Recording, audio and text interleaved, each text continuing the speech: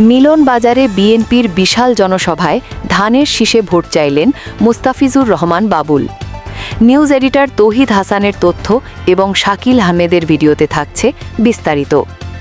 জামালপুর ৩ মাদারগঞ্জ মিলানদহ আসনের নির্বাচনী প্রচারণায় নবজোয়ার সৃষ্টি হয়েছে। গতকাল বিকেলে মাদারগঞ্জ উপজেলার মিলন বাজারে ভেলামারি স্কুল মাঠে বিএনপি মনোনীত ধানের শীষের প্রার্থী মুস্তাফিজুর রহমান বাবুলের সমর্থনে এক বিশাল পথসভা ও জনসভা অনুষ্ঠিত হয়েছে। দুপুরের পর থেকেই উপজেলার বিভিন্ন ইউনিয়ন ও ওয়ার্ড থেকে খণ্ড খণ্ড মিছিল নিয়ে নেতাকর্মীরা মিলন বাজারে ভেলামারি স্কুল মাঠে জড়ো হতে থাকেন। বিকেলের মধ্যেই জনসভাস্থল জনসমুদ্রে পরিণত হয়। ধানের শীষ ও জিয়া খালেদা তারেক রহমান স্লোগানে মুখরিত হয়ে ওঠে পুরো এলাকা। প্রধান অতিথি মুস্তাফিজুর রহমান বাবুল বলেন, মাদারগঞ্জ মেলান্দহের মানুষ আজ পরিবর্তনের অপেক্ষায় প্রহর গুনছে। ধানের শীষের জোয়ার দেখে প্রতিপক্ষ দিশেহারা হয়ে পড়েছে।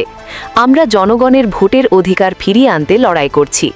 আগামী নির্বাচনে ব্যালটের মাধ্যমে সকল অন্যায়ের জবাব দেওয়া হবে। এ সময় তিনি ধানের শীষের পক্ষে ভোট চান সাধারণ মানুষের কাছে। অনুষ্ঠানটি সঞ্চালনা করেন মাদারগঞ্জ উপজেলা ছাত্রদলের যুগ্ম আহ্বায়ক মুস্তাফিজুর রহমান হারুন।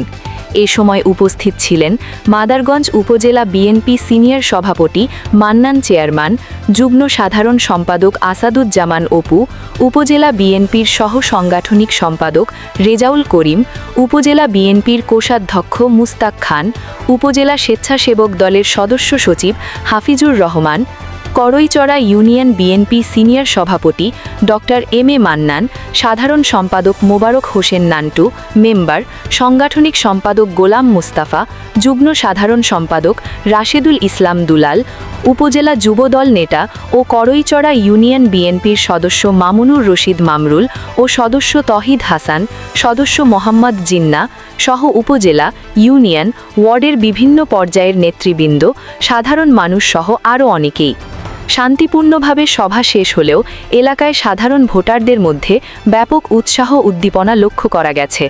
জনসভাটিতে বিপুল সংখ্যক নারী ভোটারের উপস্থিতি দেখা গেছে।